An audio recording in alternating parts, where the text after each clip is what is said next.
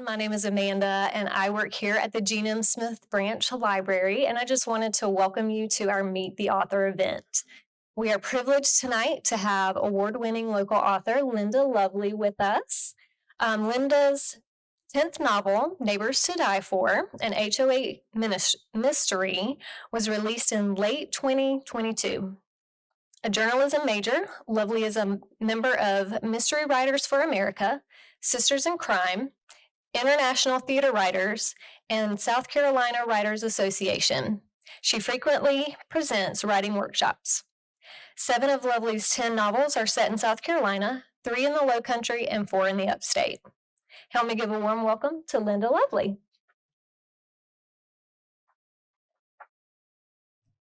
One of the first questions that I usually get is your name really Linda Lovely? And the answer is yes, and it could be worse. My husband's last name is Hooker. So I was already writing when I got married, and the idea of losing my byline was not one I relished, but Linda Lovely Hooker just did not seem to be an option. So I kept the name. Come on in. As Amanda mentioned, my newest series is a series of HOA mysteries. And as some of the early people that came know, I have lived in 4 different homeowner associations. I have been a secretary in one. I have been a vice president. I've been a president.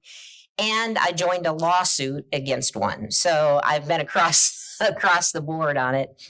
And when I decided to do a homeowner association mystery series, I decided that for a couple of reasons. One, when you think about Agatha Christie and the old traditional mysteries, they're set in villages, the same with Louise Penny. And that's a great setting for a mystery because people tend to know each other. There's a lot of gossip. You have a lot of suspects. And the same is true. The HOAs today are like small villages. And everybody knows and there are cliques. So there are lots of possibilities. I also started doing some research on homeowner associations. And I'm going to pull from a couple of things that I did for my launch party for my last HOA mystery. And what I did was a multiple choice homeowner association quiz. And I won't go through the whole thing, but the first one was the number of HOA communities in the United States. Is it 355,000, 165,000, 590,000, or 50,000? Anybody want to guess? 355,000 is correct. How many million folks live in U.S. condos or HOAs? Is it 50 million, 10 million, 74 million, or 85 million? 74. All right. Let's see. Another one. How much do HOAs collect from their owners annually? Is it 45 million? 20 billion, 78 million, or $96 billion? $96 billion are collected each year by HOA associations. What is the percentage of South's new homes that are inside HOAs? 53%, 72%, 42%, or 90%? 72%. So more and more of the homes that are coming online are inside HOAs. And then I won't ask you the differences, but the value of HOA homes in the US is $7.2 trillion. So it's big business and growing. And then the last 2 questions I had on here were sort of fun. The number of HOA complaints filed in South Carolina in 2021. And the answer is 263 against 180 homeowner associations. And then I had a list of are these real rules in at least one homeowner association?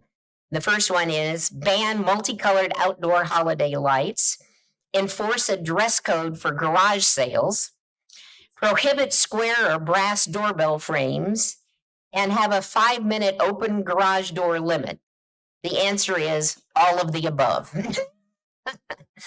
So, as you can see, there is plenty of opportunity for people to get riled about their HOAs and for passions to run high and for there to be plenty of mysteries. So, that gives you an idea of why I'm doing my current series. As Amanda mentioned, I've written, this is my 10th published mystery.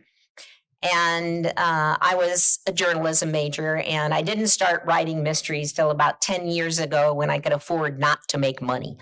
So it's a tough business, publishing, and I don't think I know any author that does it who doesn't do it because they love the writing. And for me, as much as the writing, it's the research. I really have a great time doing the research for all of the books.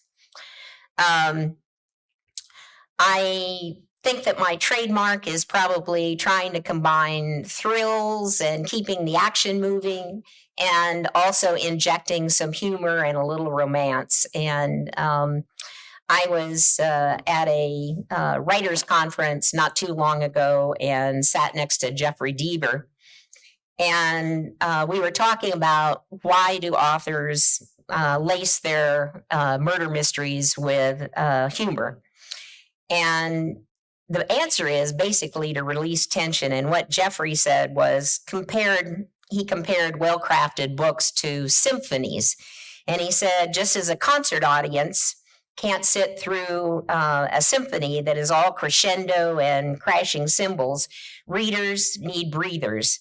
And tense scenes, murder certainly qualify, need to have something after that that gives the reader a chance to take a breath, and humor provides the perfect interlude.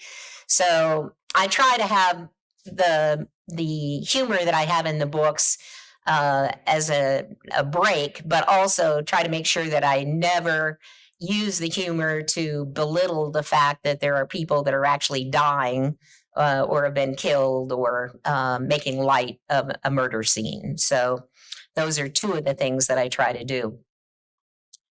One of the things that I enjoy most, as I said, is research. And I mentioned to Arlene before we started that my very first book is Deer Killer. And I started thinking about that when we lived down on Fripp Island outside of Beaufort. And I had a friend from kindergarten, and we still talk on the phone at least twice a month. And she is a retired military intelligence agent and she was also a Polish linguist. So you'll see in the background of Deer Killer that a lot of the information for my main character in the book is Arlene's background information on what she studied, where she went, and what she did. But I always try to make sure that my heroines, and they're always heroines, I do have male partners with them that help, but I always like to have the female as the lead in the books. But I always try to make sure that they have requisite skills to actually solve a mystery and do investigating. So my current heroine in the HOA mystery series is a prior Coast Guard investigator who is retired and has the skills because she was a Coast Guard investigator. And I didn't happen to know, I knew a couple of people that had been in the Coast Guard, but not any investigators. So what I did to try to find out more about what they had done, where they went to school, how old they might be, et cetera, was I went onto Facebook and I looked for groups that were of retired Coast Guard people. And I found one that was run by a couple of women that were retired, and I contacted them and told them what I was looking for. And then they were delighted to set up interviews with me. One of them was a prior Coast Guard investigator. So one of the things for those that might want to get into writing books is don't be afraid to ask questions and actually do your research to find out, make sure that it's plausible. I mean, you will have something always that are fanciful perhaps, but there should be grounding and a reason for it. I have written in different subgenres of mystery, and that probably is not the best thing for an author to do. What they want you to do is to start in one field, say, does everybody know what a cozy mystery is? They want you to start in cozy mystery and stay there so that you have a brand and your audience knows what you're doing and can look for your books and get what they expect. Well, I didn't do that. So I have a couple of traditional mysteries, and then I got interested in writing some romantic suspense, and I did 2 steamy romantic suspense, one set in Atlanta and Jamaica, and one set in the upstate. And for the one in the upstate, which is Dead Hunt, I belong to a group called Sisters in Crime. And before the pandemic, we had monthly meetings in Greenville, and we would always have really good speakers. And one of them was the security director from Furman University. So I asked him if I could shadow him for a day or two and go out to the university and see what it was like, because that's the idea that I had for my heroine in that romantic suspense, was to have her as the security director at a college that is remarkably like Furman, but of course has a different name. So I did that and had a lot of fun doing it. And but after writing 2 of the romantic suspense books, I decided that I really wanted to do a tribute to my mother. Mom, I was 40 when Mom was born. She told me a lot of stories about the Depression and what it was like for a single woman in the 1930s when she was trying to support her parents who were out of work and her brother who she wanted to keep in high school so he didn't have to go work, and all of the problems that there were prejudices against women working because they were taking jobs away from men, even though she was the only wage earner for her house. So I wrote a book, a historical suspense that's set in 1938 in my hometown, Keokuk, Iowa, and it's called Lies. And there are a lot of differences between the heroine and my mother. Mom was never accused of murder. She was too smart to get away with it. No. And but my heroine does operate a comptometer, which my mother did. Anybody know what a comptometer is? It was the forerunner of the computers, and it was like Braille. You had a key, and you could feel on your fingers what you were, what numbers were on there, and they used them in banks to do fast accumulations of records. So I went back to Keokuk and spent about, quite a bit of time in the library there, and very helpful librarians, and went through all of the microfilm for the newspapers for a 2-week period that I was concentrating on, which was in my hometown. The street fair was always the highlight of the year, and they closed down Main Street for 12 blocks, and everybody came, and they had acts and high wire performances and clowns and all kinds of things. So I wanted to set it during that period. So when I started doing the research on 1938, it's amazing what you find. I found that there was actually a surprise flood of the Mississippi during that period that I thought, ooh, I can work this in. And there were also, you see the headlines in 1938 of what's happening in Germany and the World War approaching quickly and what's happening with Hitler. So it was a great time to do the book. That's one of the ones. Mostly I have been traditionally published, but that's one that I decided that I would publish, self-publish. And the reason was that a lot of times publishers only want series, or they want historical fiction that is set in a specific time. And when I talked with one agent about that book, she said, well, I love the concept and I love your story, but can't you move it to World War II? I said, no. So, a lot of writers, if they have a book of the heart, something they want to write, will self-publish.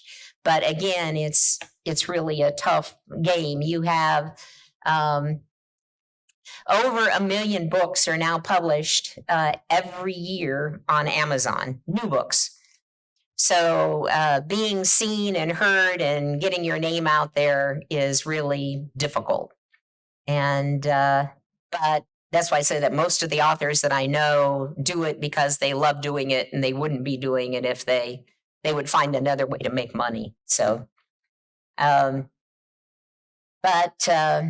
so after writing Lies, I decided I would take a humorous break, and I wrote 3 humorous cozy mysteries, and they're set in a goat farm in upstate South Carolina. Has anybody ever heard of Split Creek Farm? It's a goat farm that's between Clemson and Anderson.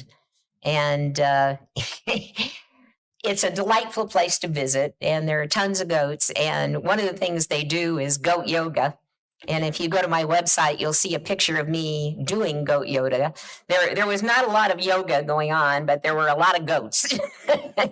So I had a lot of fun with that research. And in that one, the inspiration was that my husband and I had just been convinced by our doctor that we should try a vegan diet. And our relatives were all giving us a lot of static. So I decided that I would have the heroine be a vegan chef who, for various reasons, goes to live with her cantankerous aunt, who is a dedicated carnivore, and her main living is making cheese. So on the goat farm. So there's a lot of humor built into their relationship, and I had a lot of fun with that. And so that brings me up to the current series and the HOAs. And again, the inspiration for that was probably the one that I mentioned where I said that I was involved in a lawsuit against an HOA, but I didn't want to make the lawsuit and our particular community anyone thinking that the characters were actually any of them. So I decided to move it down to the Low Country, which was a perfect setting for an HOA mystery series because there are dozens and dozens and dozens of HOA homeowner associations in the Low Country, Beaufort, Bluffton, Hilton Head. There are, and then by having the heroine go to work for an HOA management company, I was able to avoid the Cabot Cove syndrome where everybody in a town dies off. And I can spread my mayhem across 12 different client HOAs. So I don't kill everybody at once, but I've had, again, a good time with that. I really want to talk with you guys in terms of what you are interested in hearing about. In addition to the research that I do online, I was one of the organizers for 7 years of something called the Writers Police Academy. And every year we would go to an actual police academy. And in addition to we had Secret Service people there, DEA, FBI, forensic specialists, and we had one really scary woman who was a forensic psychologist and had interviewed, I think, every serial killer in the last 20 years. And I would go home at night and have sort of nightmares after listening to her, but really interesting. But they also had hands-on opportunities. So I did a lot of the shoot, don't shoot scenarios where you have a Glock with a laser on it and you have this scene unfolding in front of you. And you have to decide whether you're going to shoot or if you're going to hit a civilian. There were a few civilians that didn't make it.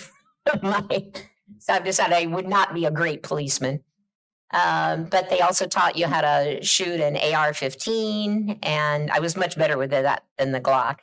And we crawled through arson investigation areas, and we went with a SWAT team in a raid in a building for drugs. Now, these are police, I mean, these were set up situations, not actual drug dealers, but you really get your heart pounding and get the feeling for what it's like for the people that are doing these investigations. So I always recommend, if you can, try to do when you're writing some of the things that your characters might do. But let's hear from you guys. What kind of things are you interested to know about publishing and writing? We have one writer I know in here. Well, I was a journalism major, so I worked in PR and marketing. And for 10 years, and you actually did make money doing this, I did business magazine feature articles for large corporations. So they would send me places like I went down to Acapulco to cover the Miss Universe contest for a company that makes the computer controlled lighting. I went to Manchester, England to do a story on how Kodak radiography products were used to study mummies. So lots of different, opportunities for different kinds of, and then there were also the more mundane jobs like, and the one that I hated the most because I'm afraid of heights. We did a lot of work for DuPont, which made roofing materials. And I would have to climb on the roofs for all of these stories to see the material and take pictures. So there are always downsides to every job, but there are opportunities now in this day and age. I know people that are starting out that are doing podcasts, and they're doing, if their money-making job isn't writing, there's still a lot of opportunities for doing short story work, for doing podcasts, and then Amazon has a new series that they're doing for people that want to write flash fiction. So you just do brief stories and then you submit those, one at a time. But the main thing I would say is join other authors, join writing groups so that you can share your triumphs and your problems. And also have critique partners. And my best critique partners, one of them is male.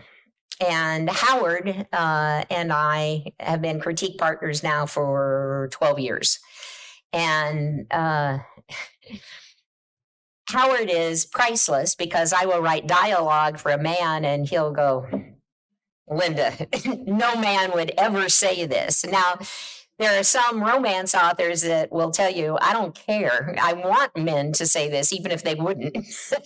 But by and large, it really helps if you're doing dialogue, to have somebody that can critique it and tell you whether it's realistic or not. And that's also one reason that I have gravitated more now. My characters recently are all over 50. You might guess I'm over 50.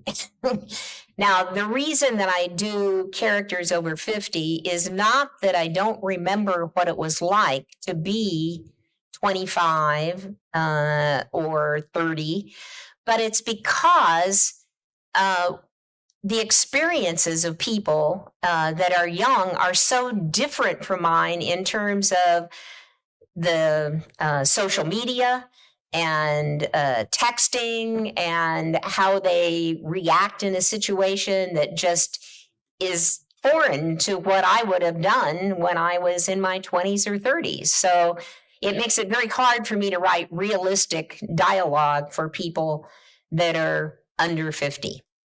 So I would say that's one of the other suggestions, is to make sure if you are writing, whether it's a children's books or a young adult book, that you have a firm understanding or access to people that are in that same age group.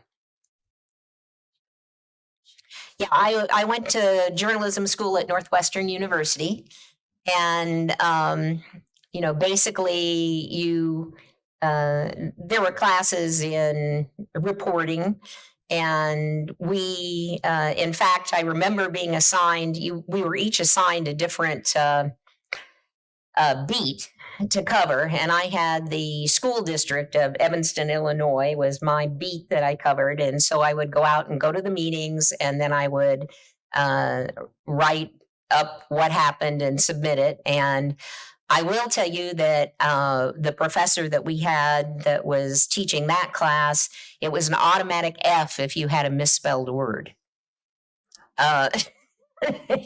So they were very strict on that. And then we had other classes where we were given a topic, and in class we had to write the story. We knew the facts, and you had to write the story by the end of the class. So when I started, I hadn't taken typing when I was in high school. I went home freshman year and spent my first Thanksgiving vacation teaching myself to type really fast. And so I think that, but actually reading is one of the best. I have a lot of friends that are authors that have very different backgrounds. They were either English, they had English degrees, they were English teachers, some were librarians. And then I have friends that were, as I said, like forensic psychologists, and they just had so many experiences that they wanted to share that they started writing. And Howard, who I mentioned is, one of my best critique partners, his background is he worked at Duke Energy for 25 years as a engineer. So totally different background, but he had also gotten into training and really enjoyed doing the programs and setting them up, and decided that he really did want to write. So, yes. Yeah, more power to him. My last publisher, Henry Press, that I did the humorous Goat series with, I had 9 months between books. It was too tight for me, because as an author, you also have to be doing marketing and any number of other things. And that was a killer to me to try to do 9 months. But I have author friends that put out at least 2 books a year and have 2 series. I will tell you how I keep a series straight, and that is that I create a series Bible. And basically what it is a table. And on one side, I have the names of every character that's in the book. I have their height, their general description, their color of eyes, which I don't want to change from one book to another. I have what car they drive, and their age, and then their relationships. So I'm right now in the middle of writing this 3rd in the series, and I decided I would bring back a character from book 1. And so I went to my book Bible to make sure that I remembered what they looked like, what their humor was like, and that I wasn't going to change them in any way. Then I also have another sheet that I keep chapters on. And basically with that, what I try to do is I keep a sequence of time and what day and time it is on each chapter. so that if I'm jumping, I know, that I'm not going backwards and one of the things that I am a stickler on is I look up the sunset and sunrise times for where I've set the story in that time of year. So the book that I'm writing right now is set in Beaufort County in late June. So I wanted to have an accident around dawn. So I went and checked when the sunrise was, and also want to make sure that if I have them driving at night, that it's not 7 o'clock when it's still daylight out. And I also check to make sure that the flowers are blooming at the right time and you don't have, I read one book where somebody had a hurricane in February. And I'm going, So, you want to take care with those kinds of things. And one of the other things one of my pet peeves is I hate it when characters are confusing in that they have names that either sound alike or start with the same letters. So in that spreadsheet that I said that I have my characters in, I have it set up so I can do a sort. So I make sure that I don't have, and this goes back probably to when I was in high school and dating. I was dating a Don and a Ron at the same time, and my mom always got them mixed up. So I try to make sure that I sort the first names and make sure that I haven't got any that are close, and then I search the last names and do the same thing. And sometimes probably the most difficult thing of naming for me has been homeowner association names. I would go to set up I wanted like 12 clients. So I go to find a homeowner association name and it's already taken. And, one of the things that you don't want to do is to have a situation where you have somebody killed off in a homeowner association and you find out, oops, it's the wrong, it actually exists. So you never kill off, this is another rule for you, you never kill off dogs, ever, ever, ever. Kids are okay, but not dogs. And you never have anybody die in an actual restaurant. You can have them praising the food in the restaurant, but not dying. So you do have to come up, even if you have a real setting with fictional names, so that you're not having any issues with people thinking that they're being portrayed. The one I might go back to is the very first series, and that's the one inspired by Arlene. And I had written 2 books in that series, Deer Killer and No Wake Zone, when I was with a small publisher then, and it was owned by 2 women, and one of them died. And the survivor just felt she could not continue the publishing house and closed it down. And I still have a lot of author friends that were with that publisher. Cindy Sample out in California is very successful and made the decision to go ahead and continue her series by herself, self-publishing after that. But once you've published 2 books in a series, no publisher is going to pick you up for book 3. They want to start the series from scratch. And so that one I could go back and write, because I had in mind a 3rd book in that series. And the other one that I might do, again, a 3rd book in, is the romantic suspense. And then, of course, a lot of my hometown friends say, well, you ought to write another one about history, one for Keokuk, Iowa, but I don't think I'm going to do that. Because they feel like the first book in the series is the launch that determines the success of the series, and they had nothing to do with it. And because that publisher has gone away, there will be a period of time between the last book being published and a new one coming out. And they don't feel like they can adequately get sales on those first 2 books in it. So it is a business, it's very much a Agents are another thing that, and the publishing market is shrinking. Part of it is due to the online books. And there have been a lot of mergers among the biggest publishers.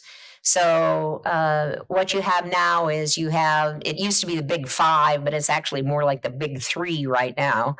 And then you have the small to medium publishers. Level Best Books, my current publisher, has about 140 authors. So they don't do a lot of, there are pros and cons with going with a small to medium-sized publisher.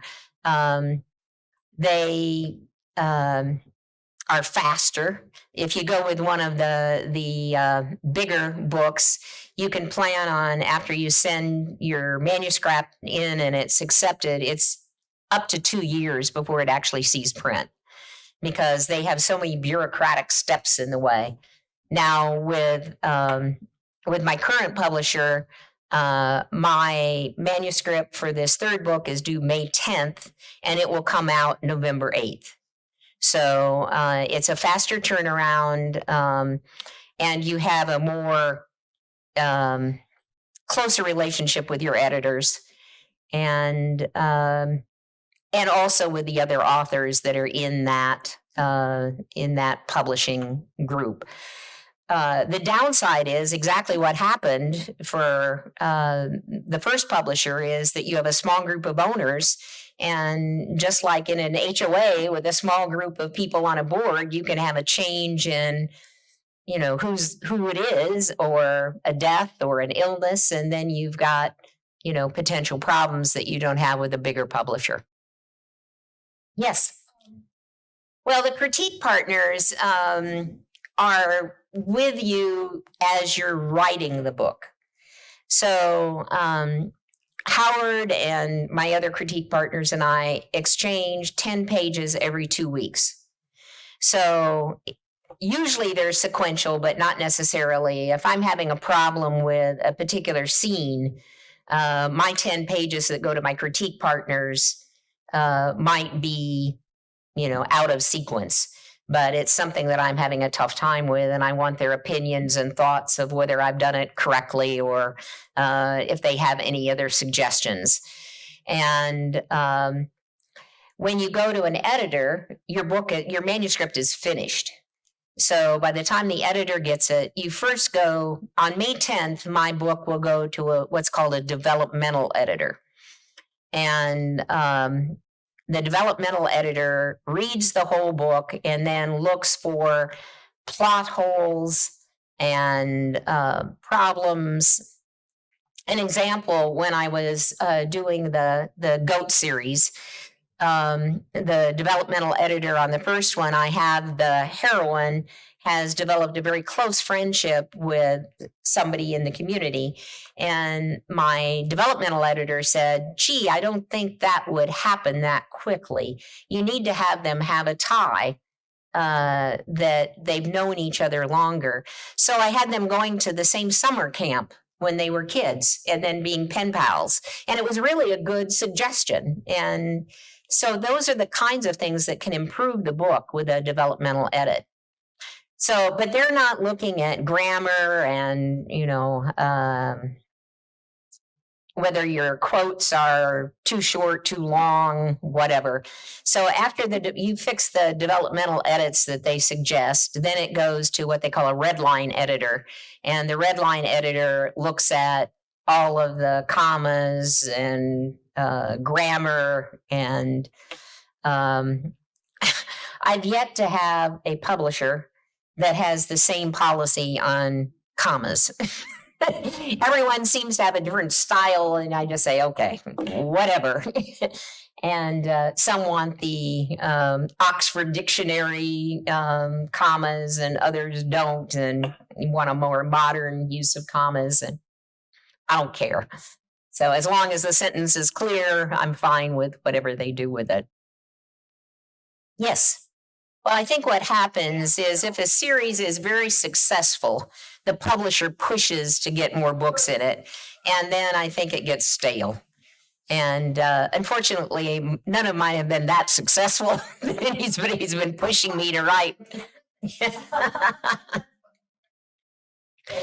The publishers prefer series because they feel like they can get better sell through, and that their investment in marketing is going to be better. That they, if they invest marketing in the first book, that they'll get carryover into book 2 and book 3. And as I mentioned earlier, like my current publisher just sold the audio rights to my series to Blackstone Audio, and the audiobooks, the additional rights, the publishers have more opportunity to make sales if there is a series. So there are a lot of financial reasons for them wanting to do a series. And some series are related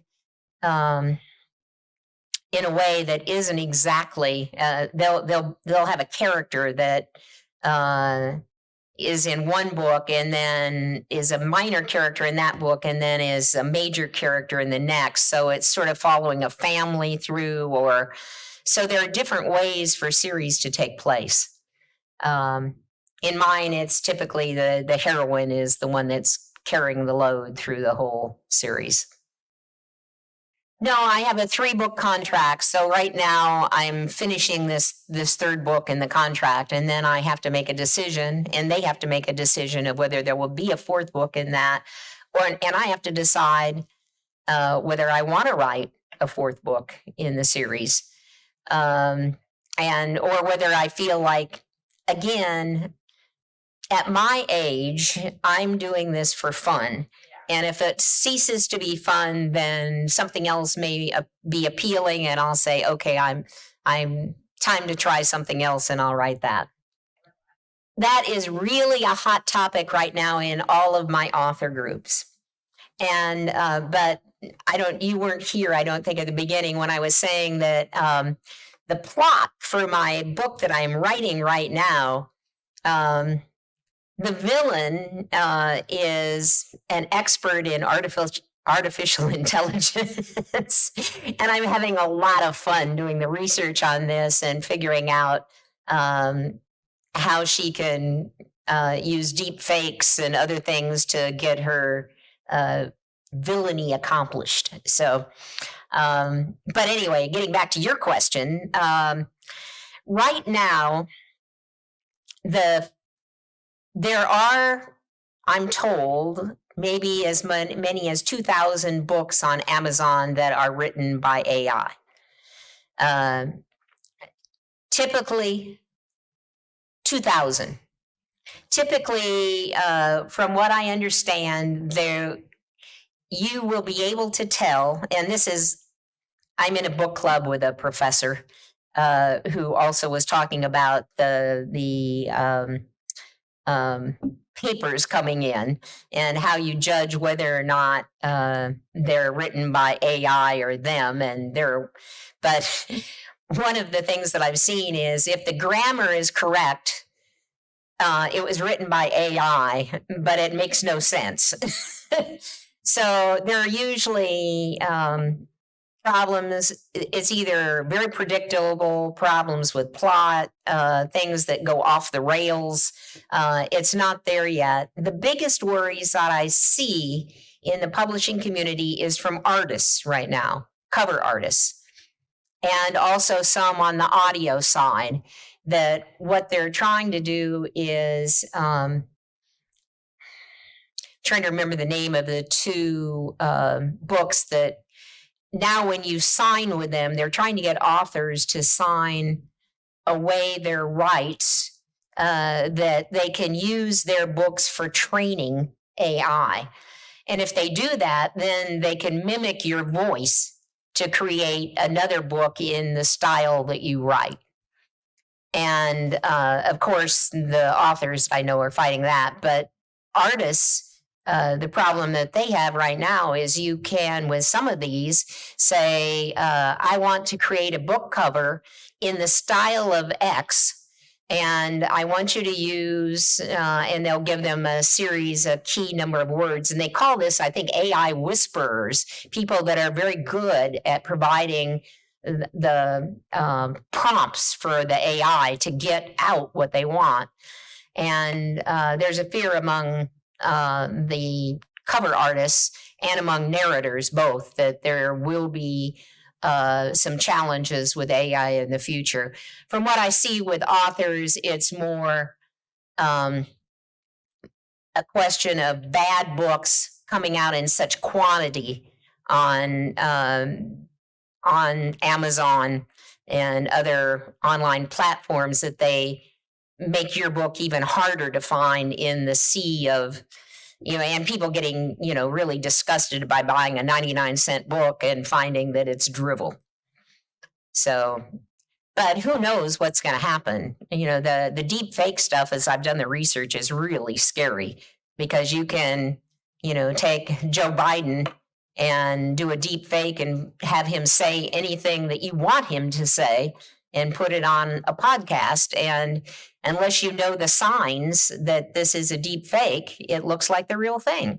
So the potential for political chicanery is enormous. But, that's the situation. So.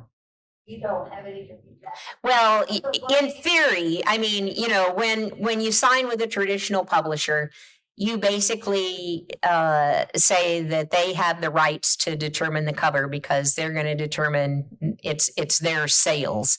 So in the case of my current publisher, Level Best Books, what they will do is they will have you send in what you don't like.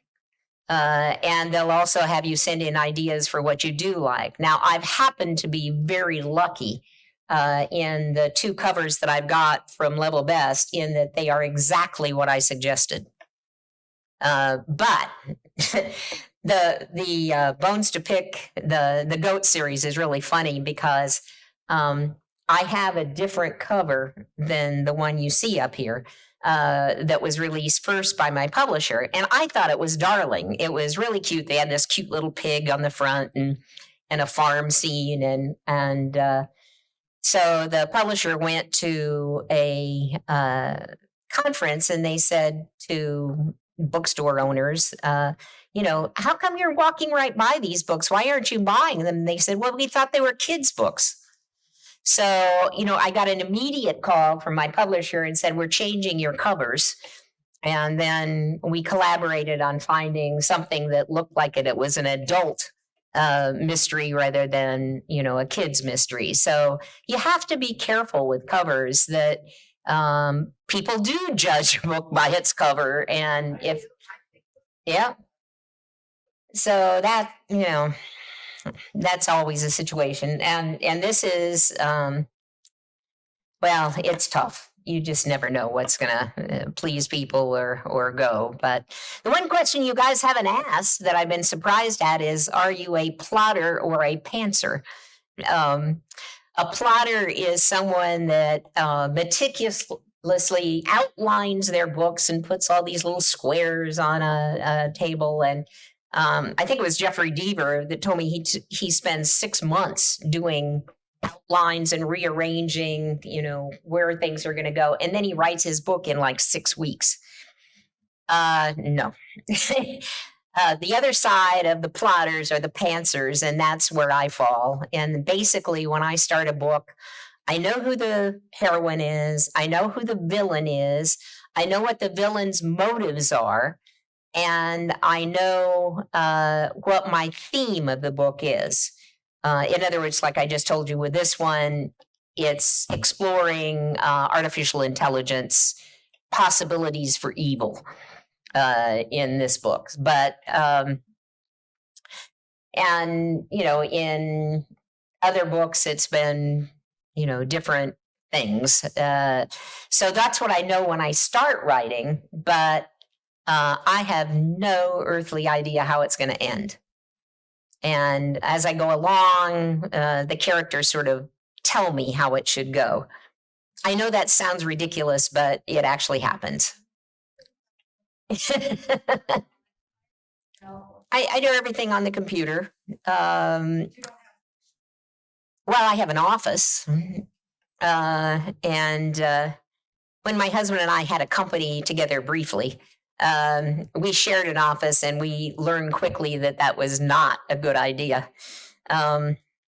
He is very neat. I am not. He likes to have music playing while he's working. So yeah, I have a separate office in our house, and I go in there and put button chair and start writing.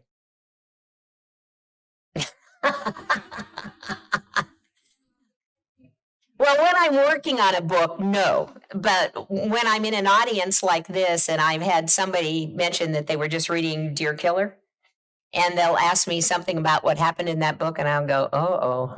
I have no recollection. I have a remembrance of what the overall picture was, but specifics may escape me. So, and yes, I mean, I'll lose words and I can't think of the right word that I want to have in a sentence, and I'll cheat and use the thesaurus. I'll put in something that I know is close and then go looking for the word that I really want.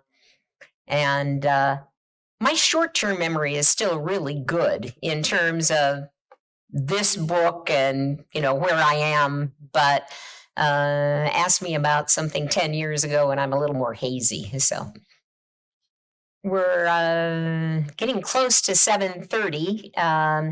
I do have some books for sale if you are interested in having a signed copy. And I do have special library prices, and they're even dollar amounts and include tax, but I don't have a square to do charge cards, so it's just checks or cash if you're interested. So, but check them out at the library. If not, yes. We were living on Fripp Island, and my husband and I had at that time a marketing company, and we had evacuated for I don't know how many hurricanes, and both of us had grown up on spending a lot of time on lakes. And looking towards retirement, we really wanted to be on a lake. And actually, one of my tennis buddies in Beaufort, South Carolina, her son was a doctor in Greenville, and he had a lake house on Lake Keowee. And he rented it out, and Sue said, well, why don't you go up there and see if you like that? So we stayed at his house, and we fell in love with Lake Keowee. And I have been a swimmer forever. I was, believe it or not, a synchronized swimmer and taught swimming when I was young. And so I love swimming in the lake. I like kayaking.